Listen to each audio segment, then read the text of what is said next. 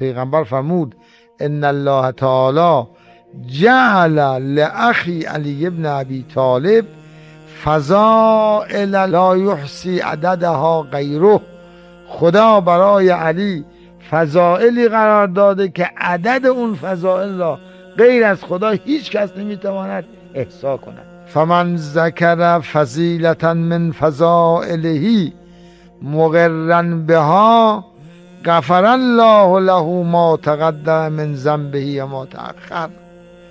هر کس که فضیلتی از فضائل علی را ذکر کند و اقرار به اون فضائل داشته باشد، خداوند می آمرزد او را تمام گناهان گذشته و آینده اش را ولو واف القیامت به ذنوب الثقلین، گرچه وارد قیامت بشود با همراه گناه ثقلین. و من کتب فضیلة من فضائل علی ابن ابی طالب، هر کس که فضیلتی از فضائل علی را بنویسد، لم تزل الملائکة تستغفر له ما بقی لتلک الکتابة رسم، تا وقتی که از این نوشته اثری باقی بماند پیوسته ملائکه براش استغفار میکنند.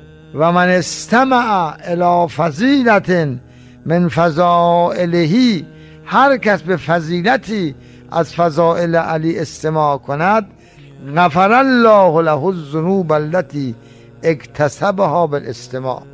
هر کس استماع کند فضیلتی از فضائل علی را، هر گناهی که از راه گوش براش نوشته شده است او گناه ها براش بخشیده می شود.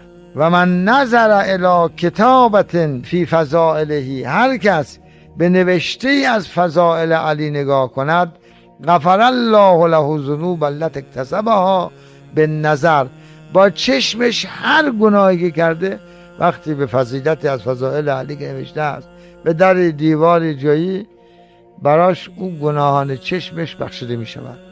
ثم قال رسول الله صلی الله علیه وسلم النظر الی علی ابن ابی طالب عبادة و ذکره عبادة ولا یقبل ایمان عبد الا بولایته و البراءة من اعدائه. ایمان کسی قبول نمی شود مگر به ولایت علی و مگر به براءت از دشمنان امیرالمؤمنین